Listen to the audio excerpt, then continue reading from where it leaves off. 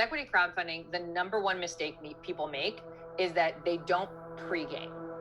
They don't set their campaign up to be successful before it launches. If you have not set up your campaign to be successful before you launch, you will not be successful. I will tell you that right now. My name is Felicia Hatcher. I am the CEO of BlackAmbition, and welcome to Decode the Uncoded Office Hours. I'm excited about this guest. One, because I've known her for years. Two, she is so dope in what she's doing and what she's building, how she's impacted families, how she has raised money and significant funding, and really what is on the alternative way, but now something that I think a lot more people are used to, getting a better understanding. And this is what we're going to dive into today. And so welcome my guest, Maxeme Tuchman, founder of Caribu. Welcome, Max. Hi, Felicia. So excited to be here with everybody. Likewise. I'm excited to have you. And so Max, Harvard grad, Teach for America is how we first met, founder of Caribu. Tell us a little bit about yourself. Yeah. I think the thing I love to start with is that I'm a Cuban. I'm a Jewish Cuban kid from Miami. My parents both came from Cuba. Both are Jewish on both sides. So we kind of have been fleeing in the middle of the night from country to country. That's kind of our history. And we made it here to the U.S. Are very grateful, for all the things that allowed us to do. And it allowed me to be the first in my family to graduate from college, the first one, to achieve a graduate degree. But I'm back in the old footsteps of the immigrant story, which is I'm building my own business. And it's been an incredible journey to get here, because I just always felt like education was the thing that helped my family succeed. And when I say education, not formal education, obviously, right? They didn't have any degrees, but it was the things that they picked up that they were able to take with them when they fled in the night. And I saw how that was the social currency when they got here.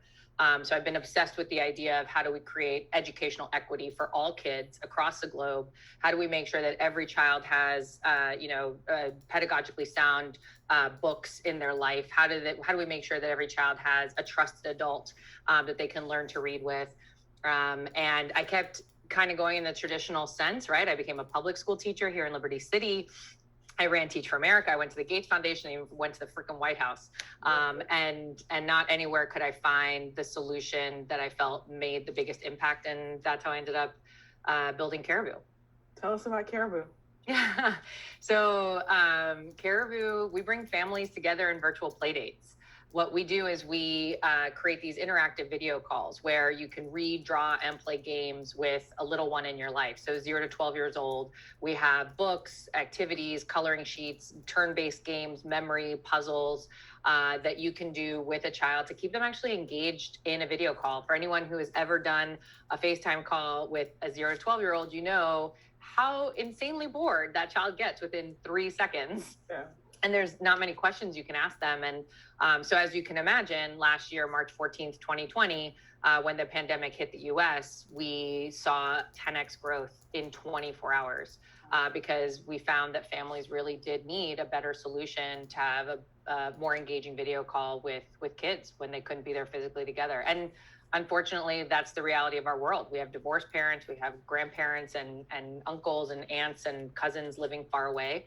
And that's not going to change anytime soon. So let's make the technology better for kids.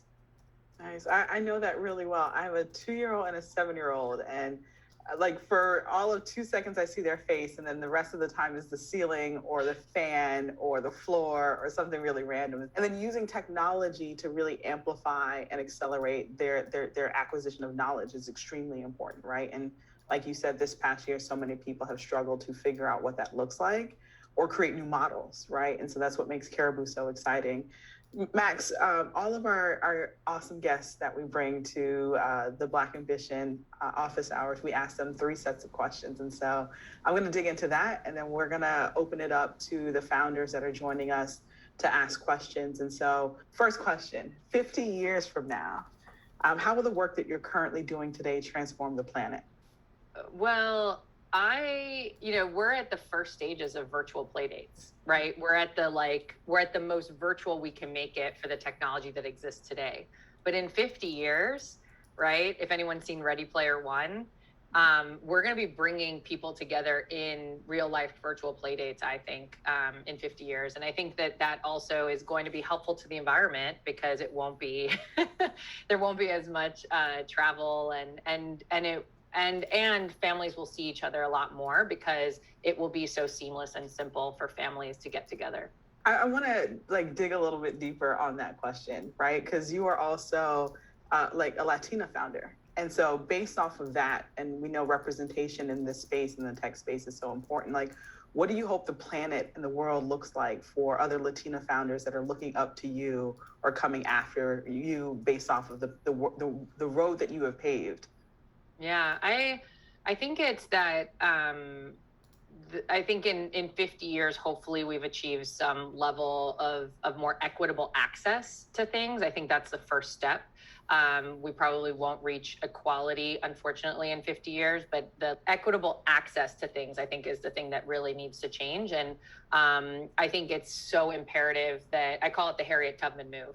Right? Any person of color, any underestimated founder needs to get to freedom and then turn right around and go grab other people, right? Get your foot in the door and then literally open the door and just let people in. And the more that we feel that responsibility, even though it's an extra burden on top of all the extra work that we have to do to perform better than everybody else, it is absolutely our moral imperative that we make sure that as we find success, as we find freedom, that we bring others to the table and we make their journey easier if possible. And then that person has their imperative to make sure that the next person has an easier journey as well. Yeah. Does that feel heavy for you sometimes? Because I know it does for me, right? I know it's a responsibility, but it can be very heavy, right? You're building a company, you're breaking down doors, also putting your foot in the door to keep the door open for others. Because I think a lot of our founders are in the same situation, right? They're either, first-time graduates of college. They're the first in their family to build a startup. They're immigrants coming here. I know my mom's story of coming here. And that can be very heavy in addition to building a company, which is also a feat within itself. Yeah, no, it is. I mean, it's one of those things that I feel like is a burden, but it's such a joyful burden. And if that makes sense, right? It's something where I'm that's going to take an extra couple hours today to make sure that I mentor some women founders that have reached out to me or some Black founders that have reached out to me or Latino, right? It's extra work to make sure that I'm always on these panels or making sure that I'm spending time on Clubhouse, helping founders out. But at the same time, it brings me such joy. The reward is always so worth it, especially when people say, oh my God, I literally couldn't have done this without you. Or if I hadn't been in your room, I wouldn't have realized all the things, right? And there's so many things that you don't even realize you helped with, or someone 6 years from now is oh my God, I remember that crazy lady said with the crazy coffee mug said something that now makes sense. There's a great quote about this in education, right? It's you don't even know where your teachings end up. And so it's a joyful burden, but yeah, it's an extra, right? What does Roosevelt Moss-Canner say? It's the burden of the O, right? It's when you are different, a lot of times the burden is on you. And that's why it's on all of us to keep that lift as we rise kind of concept going, because then the burden gets more distributed and it makes it easier for all of us, but it's still something we have to do. Yeah. It's it reminds me of whatever that quote is that's always floating around social about entrepreneurs, right? You'll happily work 80 hours for yourself to not work 40 hours for someone else. Yeah. And a lot of it is just to literally have the freedom to give back, right? Yeah. Build your thing, but then have the freedom of time that at any time, hey, I can pour into a founder. I can join in office hours in the middle of a day, right? Or in the evening and the afternoon to be able to do so because it was harder for me and I want to make it at least a little bit easier for someone else, right? And so, all right, Max, question number 2. In 3 words, what does it take to realize a really great idea? Grit, hunger, and empathy. Yes. Okay. Someone has to put that in the chat, right? Grit, hunger, and then empathy. I love it. I love it. Okay. And then Max, what is the best advice that you received that you did not listen to? Wow, so much. But a lot of it I did listen to, which worked out. I would say probably, like, this just has to do with Caribu, but we got a lot of advice to hire a senior marketing person earlier. And for many, many reasons, we just didn't take the advice when we should have. And it was good advice, and we didn't take it. But sometimes you realize later that the advice was very specific to that moment, or the VP of marketing thing, I think is something that stays with me, because I was like, yeah, that was a good one. I should have done. Okay. Max, so talk to us a little bit about your journey around fundraising, right? Like, how did you get started? Did you have a friends and family round? Like, were there accelerators that you went to? Like, tell us a little bit more about the early days. Because I remember you like leaving the White House and like starting Caribu, and I was like, I think I saw it on LinkedIn. I'm like, well, what is that? Like, yeah. What is she doing? So talk to us a little bit about like those very early days of like, how did you start? Yeah. So this is the tricky chicken or the egg situation for those of us that don't come from wealth, which is so first of all, the number one way you usually start funding your company is through your own savings, right? And thankfully I had some savings, but they very quickly dwindled. That's a privilege, right? People with privilege have savings where they can use those savings. And also, like, it's just me. Like, there's no family I have to support. There's no kids. Like, you know, I can live in a studio apartment and be fine with it. I can eat chicken nuggets every day, right? Like, there's a, unfortunately, there's a bias towards, like, can you just take care of yourself? And therefore you should be bootstrapping, right? But it's something that we do to founders, that's for another day. So then there's friends and family, right? So it's your savings, then it's friends and family. You have to have friends and family that can write a meaningful enough check, right? Like, if you have a friend write a $500 check, that's not going to go very far. You really need, when we say friends and family, we mean $5,000, $10,000, $20,000 checks. And unfortunately, not everybody has those friends and family in their network. So then the next kind of, like, you know, small check size, but it's a stranger to you, is an angel check. So this is someone who, it's their own money. It's a small check, but big enough to be substantial. But the problem with angels is where the chicken and egg problem comes in, is you go to these angel groups and you're like, hi, look at my amazing company. Look, I've been bootstrapping. I used all my savings. And people are like, well, where's your friends and family round? And you're like, what friends and family? Like, who was I supposed to go to? And they're like, well, unless we see friends and family, we don't know as angels that we should. And then you're like, what? Like, so angels is kind of the next stage. And so what I ended up doing to get over the chicken or the egg situation was I did pitch competitions. So when I went back to the angels to say, hey, I didn't do family and friends, but look at all of this traction that we got, and look at all of this validation that we got from the market because of these pitch competitions that we won. The angels finally got in line and invested.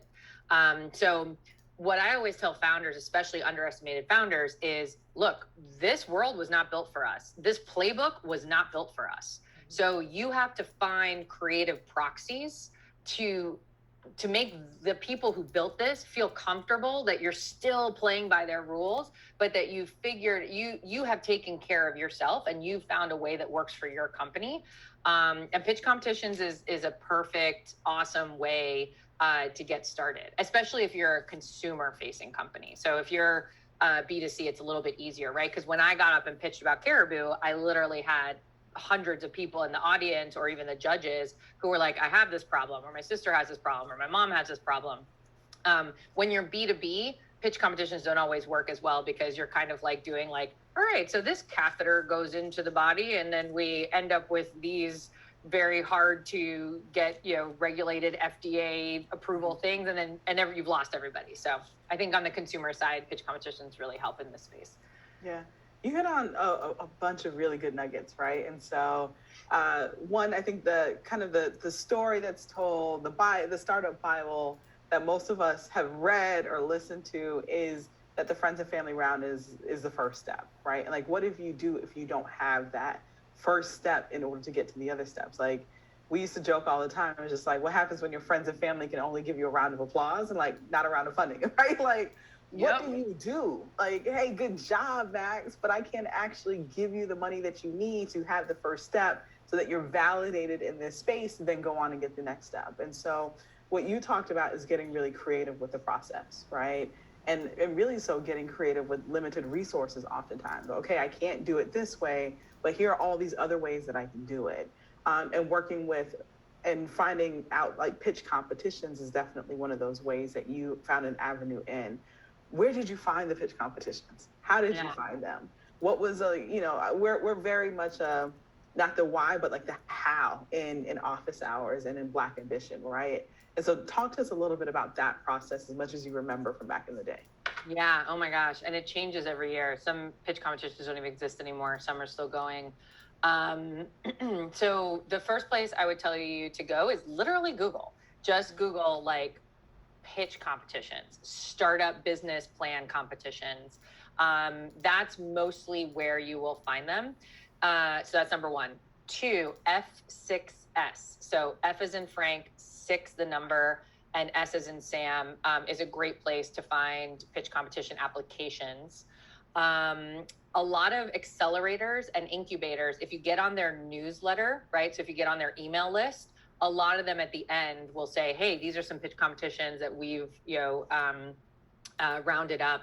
Those are really helpful. The other thing I did, and I don't know if this is still happening. So I literally, anytime I was in a different city, and this was obviously pre-pandemic when I would travel a lot, I would go on Eventbrite and I would like apply to pitch competitions in cities where I was just like visiting friends, or like if there was a conference, and it was like hilarious because I'd be in New York on a stage with like all these other founders, and everyone's like, hi, I'm blah, blah, blah from Brooklyn. I'm blah, blah, blah from Staten Island. I was like, I'm Max from Miami. And I was like, what the F is she doing on this stage? Like, where did she come from?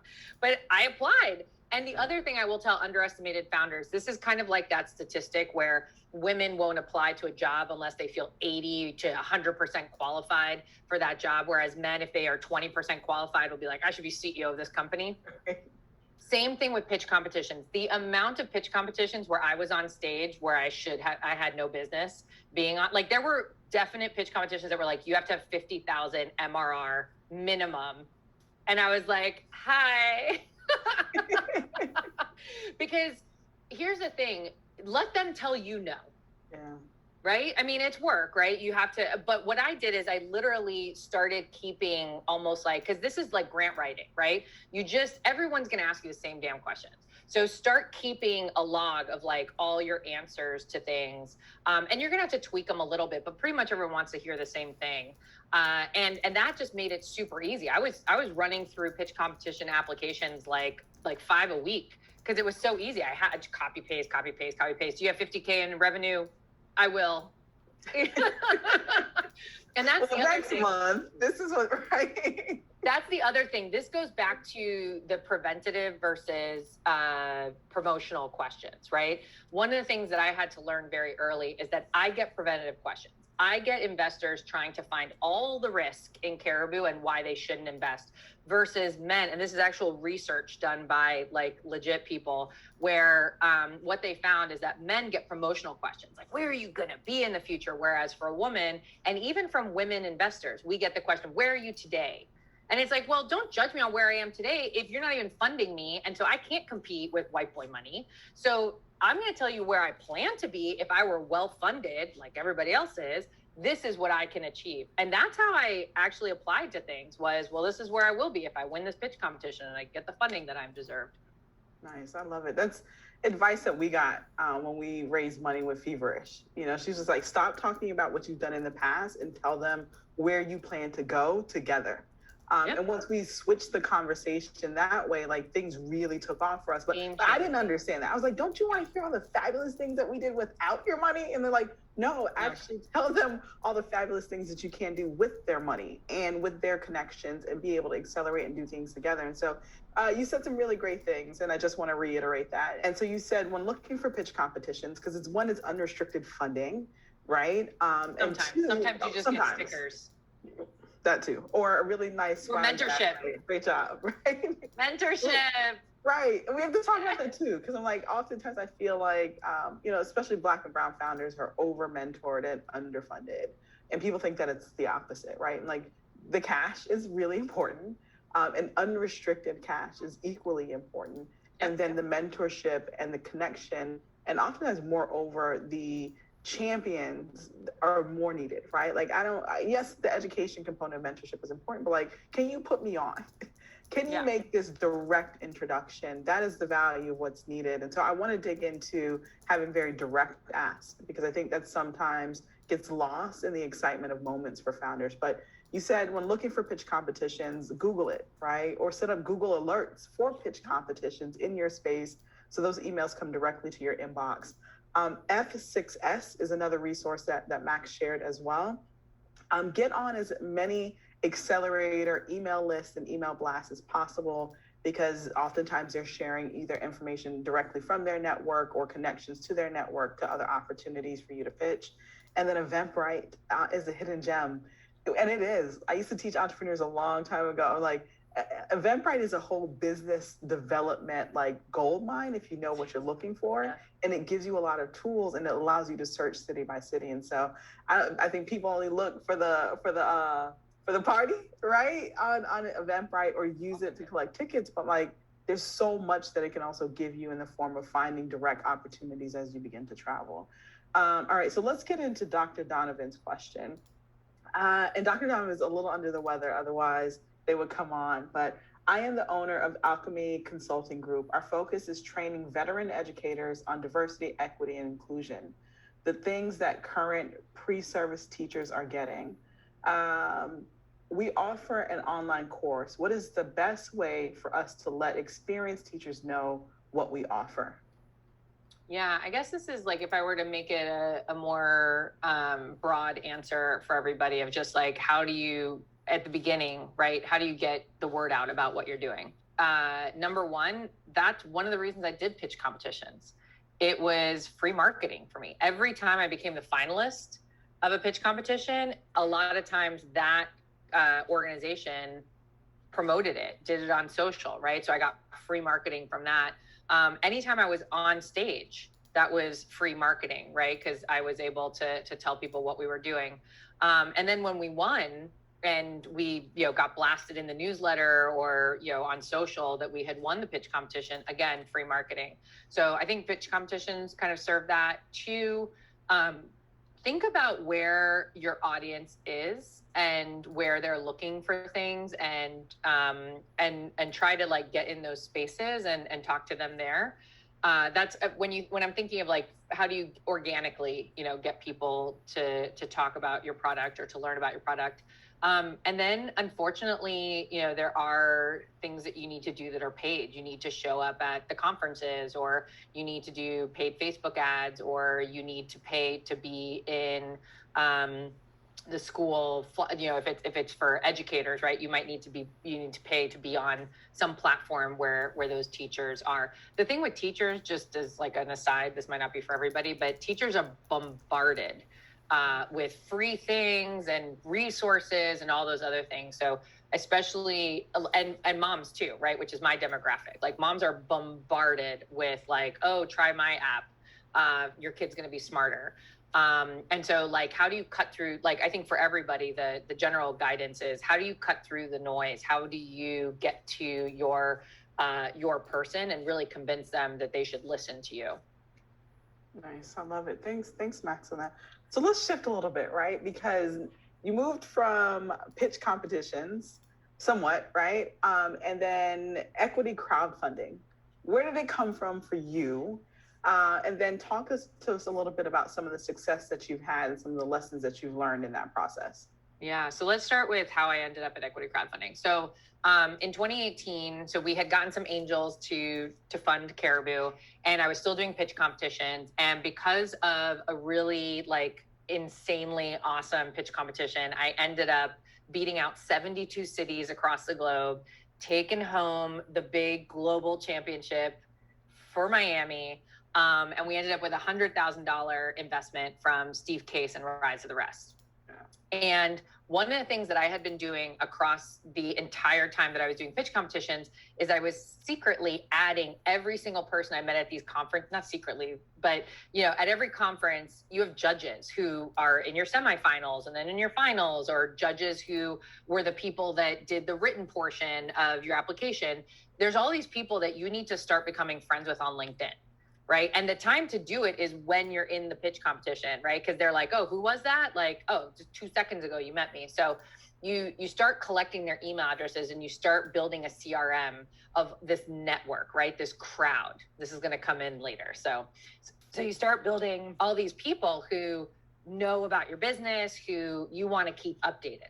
So I had built all like a huge list of people by the time we won this pitch competition. And I sent them an email being like, hey, Steve Case just invested in Caribu, and people threw checks at my head, right? One thing everyone needs to understand about investors is like, as disruptive as they say they are. And when I say investors, I say mainly venture capital, but a lot of investors fall in this bucket. Everyone wants to be disruptive. Everyone wants to invest in the future, but the most risk averse people I've ever met outside of lawyers are investors.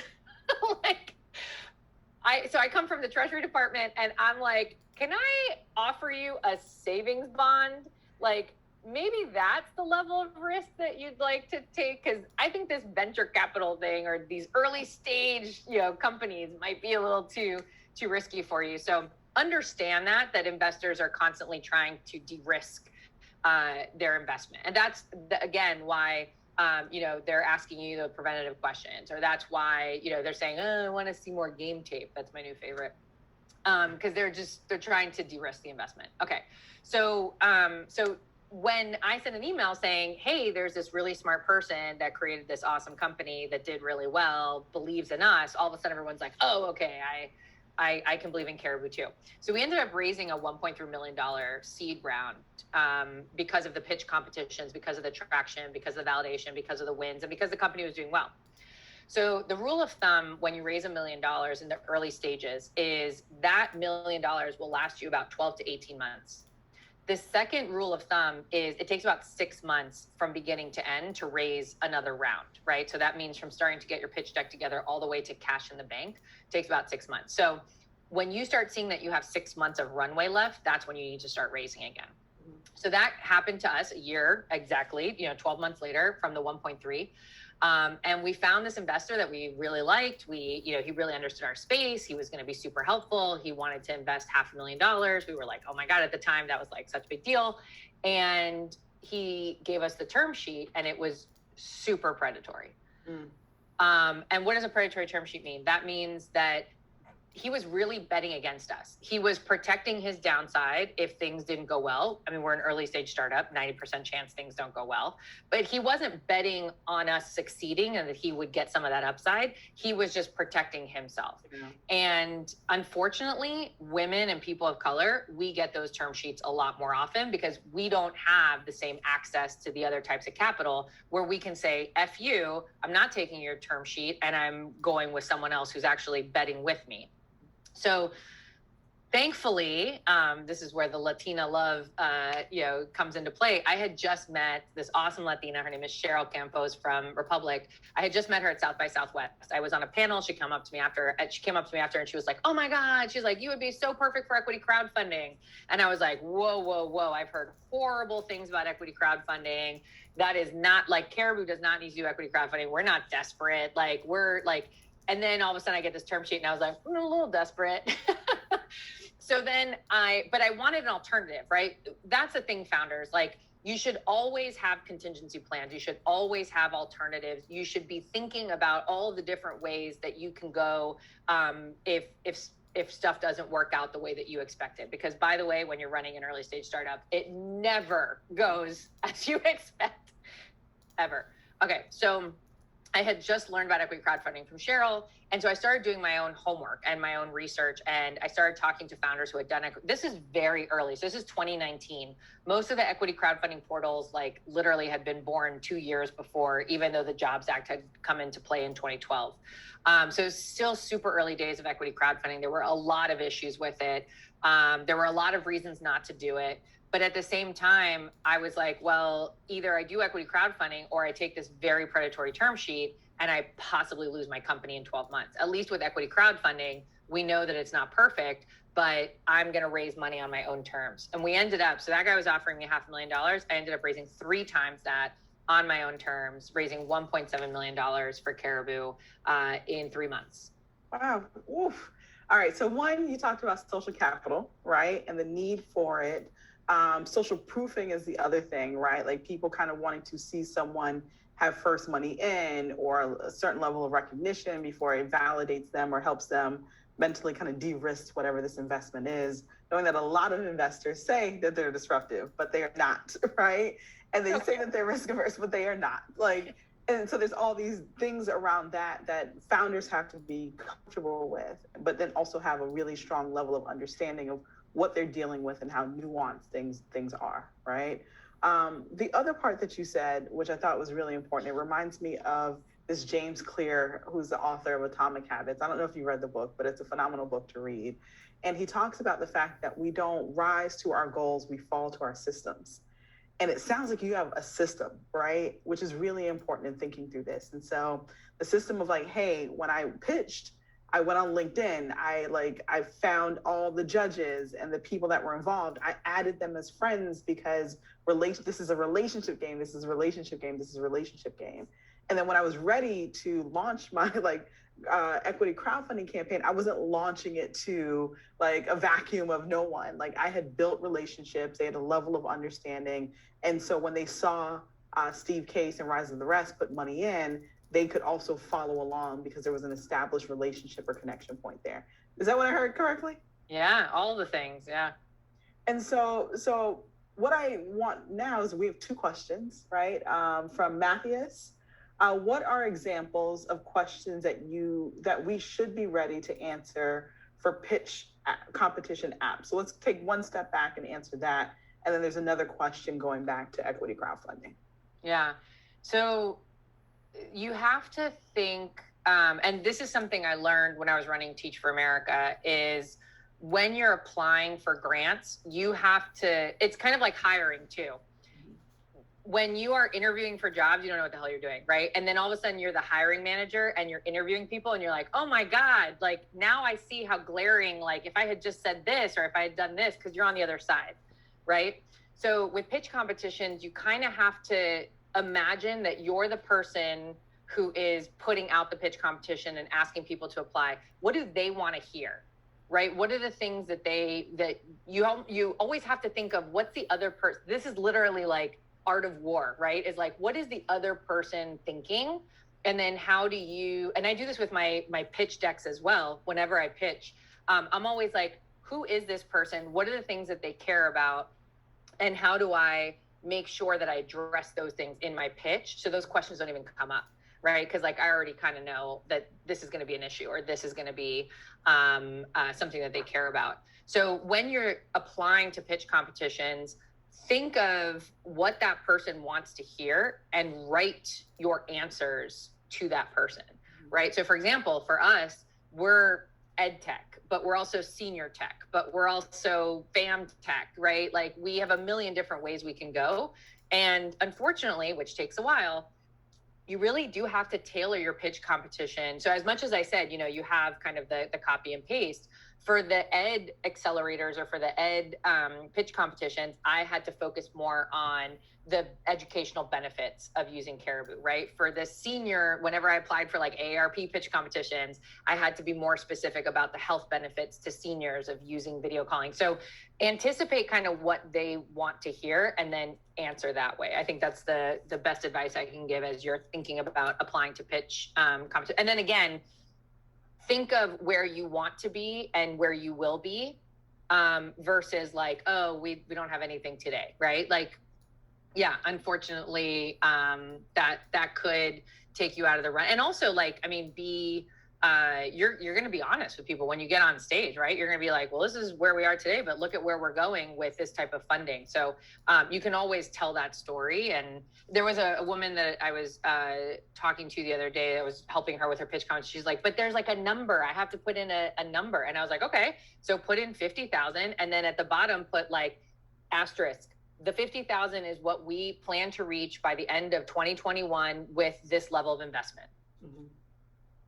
Done, right? So always be thinking like, how do I present myself in the way that is going to be most, competitive, given that I'm competing against people who are getting access to money that I don't have. Nice. Okay, Mathis has another question. Mathis says, Felicia, can you give us some golden nuggets on other ways to use Eventbrite effectively and creatively? Okay, so one thing that I think is really cool on Eventbrite, and I used to teach this to people that were like in the food and event space. If you look on Eventbrite and you can look at all the events in whatever specific area that has a actual dollar amount price tag, so not free events, but like events where they're charging something, you can go to the contact the organizer page and actually pitch right in that box. Why? Because whoever, like if they're charging money, it's either the person who's organizing the event itself or someone that they really truly trust, usually like a second in command, third in command, because there's bank account information on the other side of that. And so 9 times out of 10, you get directly to the decision maker in your pitch by doing that. And so however that's helpful to you in the space that you're in, because you can get so granular in finding the information or the type of event that you need, the city, the type of event, where it's taking place, the date. But then most importantly, if they're charging, there is someone very close to the decision maker, if not the decision maker, on the other end of the contact the organizer box. And so shoot your shot inside of that box. And every time I did it, or I coached other people to do it, they would get success. And then that would lead to a conversation, or that would lead to an actual email, that would lead to business, because they were then getting to the direct, I call them the true buyers. You can get to the true buyer as a result of that. And so hopefully that helps. All right, Max, talk to us a little bit more about like, how did you guys structure your equity crowdfunding campaign, right? And so, and I call it campaign because it is, right? There is so much that goes into it on the back end before people see the front end of that. Can you talk to us a little bit more about like, how did you structure that?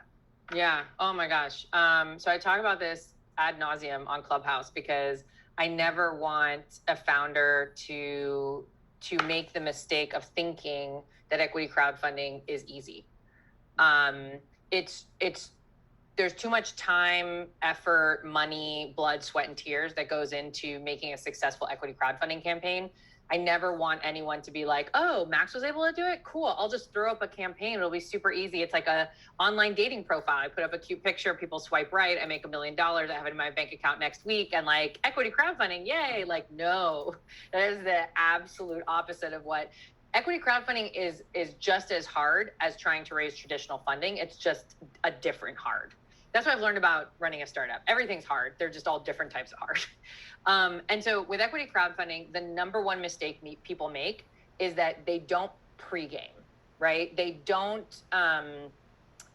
set their campaign up to be successful before it launches. If you have not set up your campaign to be successful before you launch, you will not be successful. I will tell you that right now. And what does that mean about getting it to be successful before you even launch a campaign? Number one, you have to have a warm crowd. That's why I said I was building this CRM of our crowd years before I did the equity crowdfunding. So when I talk on Clubhouse about doing equity crowdfunding, I always tell people, if you have that warm crowd, awesome. Go forth, have fun with equity crowdfunding.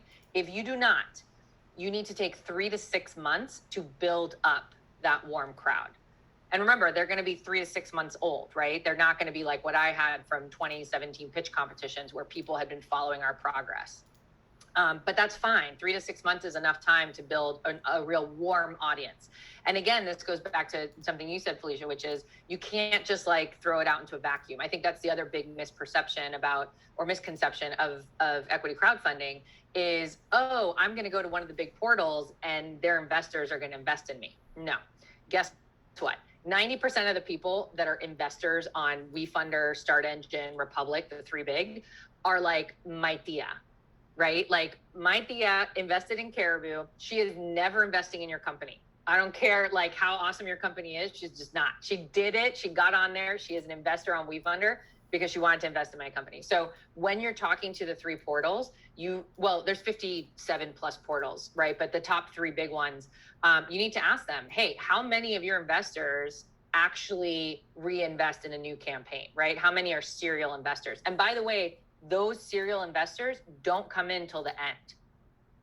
So you are setting up. So this is, if anyone's taken a computer adaptive test, a GRE, a GMAT, I think the MCAT as well, you know that those first 5 questions are crucial. If you don't do really well on those first 5 questions, you're not even put into the path that gets you to the highest score, right? You're already mid-range or low range. Equity crowdfunding is the same.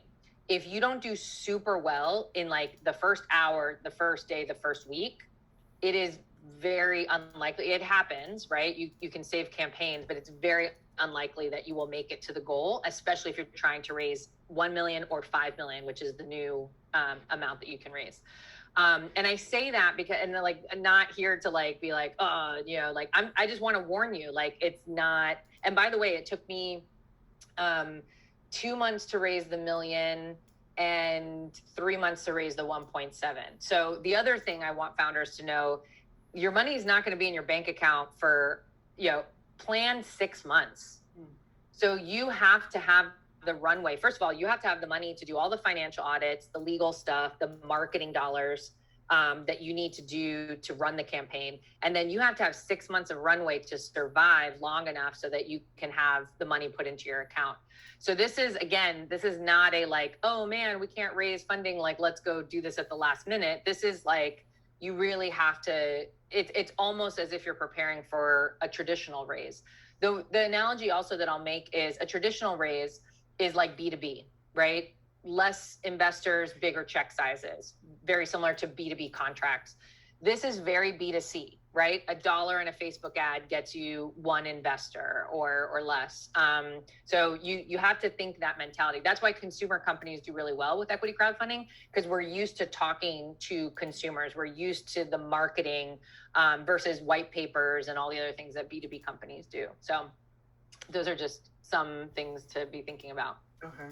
So a few things that you mentioned, right? And so definitely pre-gaming, right? Like you have to warm up your crowd and really take about 3 to 6 months. If you don't have a crowd or you haven't engaged with that crowd in a while, we all know it, right? It's the time where your friend hasn't talked to you in a while, and the first time they call you and 6 months a year, they're asking you for money, like, and the way that you feel, exact same thing, right? Probably even a worse feeling. And so that's one part. It's also finding the right platform. What platform did you use, Max? Yeah, so very much like online dating, right? It's a numbers game. And it's also, you kind of are trying to get money from people who have to understand what equity crowdfunding is. The amount of people that thought they were making a donation to me on Kickstarter was like, I was like, no, let me walk you through. You actually have equity in Caribu, right? So like, there's a lot of education. You might as well start with the platforms that have the greatest number of investors. Like I said, not all of them will invest in you, but at least you have a larger pool of people that understand what equity crowdfunding is to pull from. So there's about 57 plus portals that are out there that are approved. The top 3 are WeFunder, Republic, and Start Engine. At the end of the day, an equity crowdfunding platform and portal is an Amazon checkout, right? It's literally a page and then a checkout so that people can like invest in your company with a credit card. But each one has a little bit of a different flavor to that commoditized checkout page, right? So out of the 3 portals, they all have different fees for raising on their platform. They all do different versions of marketing your campaign when you hit certain milestones. Some of them do the legal stuff for you, some of them don't. So my suggestion, if you really do think equity crowdfunding is for you, and it's not some like, and again, you're being realistic about it, like, oh, in the next 3 to 6 months, I think I want to do equity crowdfunding. it doesn't hurt you to set up meetings with the three portals now and start to get to know them and understand the differences between them, so that when you make the decision to do an equity crowdfunding campaign, you're already kind of like talking to them. You already understand all the legal and accounting things that you need to do. You already understand kind of which one you want to go with because of the marketing. And remember, they need to approve you, right? You need to apply. They need to say that you can be on their platform. So you might as well talk to more than less. Okay. So you gave three really good examples, right? Some of the top ones are WeFunder, Republic, and then Start Engine. Max, what's the cap table then look like if you're doing equity crowdfunding and then you're doing kind of traditional VC? Yeah, so this was the biggest issue in 2019 with equity crowdfunding, which was a lot of the people that I spoke to ended up with 1,600 people on their cap table, right? That's just death. When you're trying to raise another round of funding. Investors don't want to see 1,600 people on your cap table. So that was one of the biggest things that stopped a lot of people from doing equity crowdfunding. The top three portals now have a workaround. It's called a custodial account. So everyone goes into one line item on your cap table, which investors will look at and be like, oh, one line item on the cap table, cool, right? And they'll move forward. Also, the SEC in their recent regulation update in March created the ability to have one line item on your cap table moving forward, whether the portal has a workaround or not. So that's the good news. Perfect. All right. So let's welcome Mateus. Welcome. What's your question for Max? So first off, thank you for all of the things that you've said thus far. My name is Mateus. So I say it in two different ways for people that speak Portuguese or Spanish and for people that speak English. So you got to switch it up. But the other way that you can pronounce my name is Mateus. But the question I was going to ask is, like, what are the downsides of both of those two things, like going the VC route? Because from what Max just described to us, it appears as though for people that are like Latinx, like myself, who's born in Brazil, came to the States when he was young, I am white passing, so I guess I can pass for a white male. So it helps theoretically, but at the same time, like, just planning strategically ahead, what are some of the ways that I guess like equity crowdfunding is much more beneficial? Is it sort of just like as a backup plan that it's mostly used for, or is it something that can also be used as like, this is the first plan that I'm going to go with? Yeah, I figured I would ask that question. Yeah, that's a great question. And first of all, I also want to thank you for naming that a lot of us Latinos, not a lot, but there are Latinos like us that have white privilege. And we need to name that, right? And I talk about that a lot and openly, because I get to pass when I walk into the room, and especially with my name, right? Everyone's like, German chick. First of all, they think I'm a German dude. And then I show up and they're like, I don't even know what to do with her. And she has these big hoops and a huge coffee cup, and she's a little spicy, and like I'm all confused. But the privilege that it's afforded to us because we are white presenting is real, and we need to name that. So thank you. The second thing, equity crowdfunding. I am seeing a shift. Equity crowdfunding was not mainstream, became a lot more mainstream, I would actually say 2021, right? So it's just been a couple of months, especially with Arlen Hamilton doing a big raise, Sahil from Gumroad, the big SEC changes, making it a lot easier for people. And also, I think investors now have to take it seriously, because when you are, so for example, Kim Lewis, who is an amazing entrepreneur. She's a Black woman. She's making insane millions of dollars in sales, could not raise a Series A. She was going to investors, and investors were like, and she was on Shark Tank. I mean, yeah. She has a great product. She has a super, super rabid customer base. And she was going to raise a Series A, and people were like, we need to see more. We don't know, blah, blah, the same BS that we all get. And she went to equity crowdfunding and raised $1 million, I think, in like an hour, almost. I think she's going to get to the 5 million in less than a month. Like, it's just insane ways that her crowd has shown up for her. And again, that she's the perfect case for, this is like, you should just, this should be part of your strategy, right? If you are a company where you don't have that rabid customer base, then equity crowdfunding should be an option that you look at.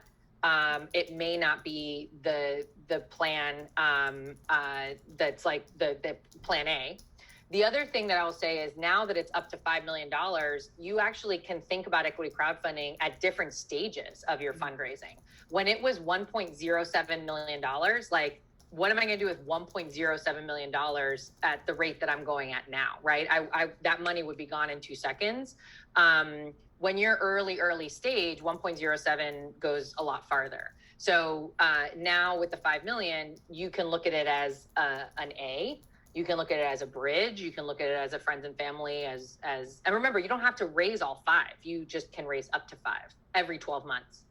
The other thing I'll say is that in the UK, equity crowdfunding has been around a lot longer than here in the US. And it is very normal for companies to show up to angel groups or to a Series A fundraise with equity crowdfunding as the first way that they raised money. It's also a great signal, especially if you're in the consumer space. Like for us, when I tell people we raised $1.7 million, and by the way, the maximum was $1.0 million, like, it just proves to investors that there is a market out there for us, right? If people wanted to invest 3 times more than this one investor, then that shows that there's a need for a company like ours and that people believe in it. I was talking to someone the other day that was like, oh, we're going to do an equity crowdfunding, but some angels want to invest, but they don't want the valuation that I'm doing with equity crowdfunding. And I'm like, well, you have 8,000 investors that invested at that valuation. So tell those angels that's market, right? Because that's really what valuation is. It's a bunch of people who are like, I did some numbers and I want the best deal for me. And so I'm giving you a lower valuation. That's the tricky part that I want to say that to everybody. Equity crowdfunding, you kind of set your own valuation. Be very careful with that. I've found some friends have really screwed themselves over because they did too high of a valuation because they were allowed to set it themselves. And now they have no path moving forward, right? Because at every stage, an investor is going to say, well, your valuation is way too high. Realistically, right? I'll give an example. There's one person who set their valuation at $100 million because Clubhouse did. They were like, well, Clubhouse has a $100 million valuation and they're still in beta. And I was like, yeah, that's not a comp. Like, don't do that. But now here's the problem. At $100 million valuation, they have no revenue, right? So what's the next round going to be? It's going to be a down round, because think of it, you not only need to either have some type of revenue multiple that is higher than 100 million valuation in your next round, but also who can afford to buy you at more than 100 million so that it makes sense for your investors who invested at 100 million. So anyways, my big red flag is like, just be really careful because the portals, it's not their job to set your valuation. You know, they can advise you and they can say, hey, that's like a little crazy, but at the end of the day, you set it. So just as a follow-up question, if you don't mind, Felicia. Rapid fire. Just as a last question, usually from my limited understanding as an early stage startup founder, it appears as though you want to use VCs and leverage their resources. So are there creative ways to leverage the resources through equity crowd funds in the same way that you would use it for VCs? Absolutely. And I think that's the really cool thing about equity crowdfunding is I have 1,600 people that I can go to versus 5 VCs on my cap table. These are people who literally are talking about me at the cookout, at church, and their mom WhatsApp group versus 5 VCs in the Valley who like could care less because I'm not the like Bitcoin crypto, app of the day that they want to talk about because they like are in the know. So like, and also out of those 1,600 people, there's a bunch of investors that have come to me and been like, hey, I wrote a children's book. I'd love to get it on Caribu. Or, oh, I run a YMCA. Like, and that's why I invested because I think this is great. Or we had 2 celebrities that invested in Caribu through the equity crowdfunding campaign. I mean, there's all of these things that kind of came from this amazing engaged crowd that not only became marketing for me, but they want to see me succeed. So they want to put together partnerships and they want to make introductions for me. Not all VCs, I think that's another misnomer, is like not all VCs want to make introductions or have the introductions to make. And also when you're at the angel stage, angels don't usually have those VC introductions. So you're kind of on your own for the A anyway, unfortunately. Yeah, thank you so much. I might have hijacked the last 10 minutes, but man, I apologize. I'm going to definitely just soak this all in. go back to the recording and like type everything afterwards. No, Well, no need to obrigada. apologize. This is exactly the reason this Muito exists, obrigado. right? So for you to be able to answer get asked your questions. Max, it has been so great to have you on our Decode the Uncoded office hours. You mentioned something really quick, right? So for those that have additional questions, they can almost find you weekly on Clubhouse. Can you drop where they can find you on Clubhouse? Is it weekly? I feel like I've seen you talking now. Maybe not as much anymore, but Not as much anymore.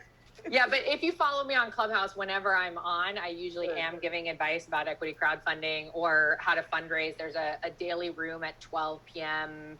Pacific, 3 p.m. Eastern that I try to join whenever I can. It's run by a bunch of angels. Her name is actually Angel Gambino, who runs the room.